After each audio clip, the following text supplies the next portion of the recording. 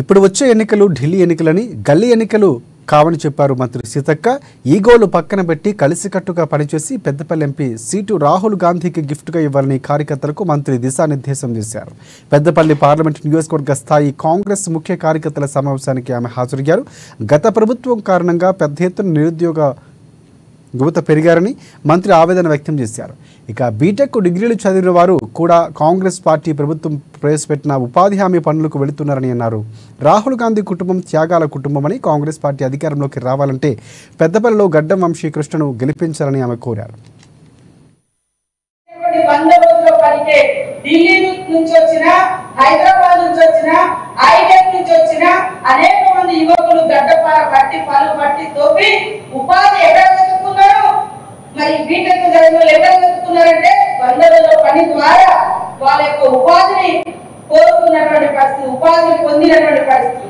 ఆ టైంలో మోడీ ఏం చెప్పిండు? ఏంటి గిన్నెలు కొట్టండి, తాళి కొట్టండి, దీపాలు ఎరిగేయండి. కానీ ఏ ఉపాధి ఏంటి? సంవత్సరానికి 2 కోట్ల ఉద్యోగాలు ఇస్తారన్నారు బీజేపీ వాళ్ళు. అదే విధంగా ప్రతి ఒక్కరి అకౌంట్ లో 15 లక్షలు వేస్తా అన్నారు. అదే విధంగా ఈ జిల్లాలో, ఉమ్మడి హైదరాబాద్ జిల్లాలో విమానాశ్రయం చేస్తా ఉన్నారు. మరి అదే విధంగా సిమెంట్ ఫ్యాక్టరీ పునరుద్ధరిస్తా ఉన్నారు, రైల్వే తీసుకొస్తా ఉన్నారు. అదే విధంగా అడవి బిడ్డలకు అన్ని హక్కులు ఇస్తామని చెప్పారు. ఇవాళ కాంగ్రెస్ ప్రభుత్వం అటవీ హక్కుల చట్టం ద్వారా ఈ ప్రాంతంలో భూములకు హక్కు కల్పిస్తే ఇదే మోడీ ప్రభుత్వం ఈ యొక్క అటవీ హక్కులకు తూట్లు పడిచి, అదే విధంగా సింగరేణి ప్రైవేటైజేషన్ చేస్తూ కార్మికుల యొక్క జీవితాలతో జరగాలం అనేటువంటి చట్టాలు తీసుకొస్తూ ఆదాని అంబానీ తప్ప ఈ దేశంలో ఏ ప్రజలు కూడా మోడీ గారికి గుర్తుకు లేరు. అందుకని ప్రతి చోట ప్రైవేటైజ్ చేస్తున్నారు.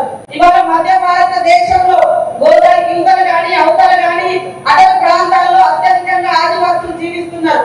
ఆ ప్రాంతంలో బొగ్గు గనులు ఉన్నాయి, ఐరన్ ఓర్ ఉన్నది, బాక్సైట్ ఉన్నది.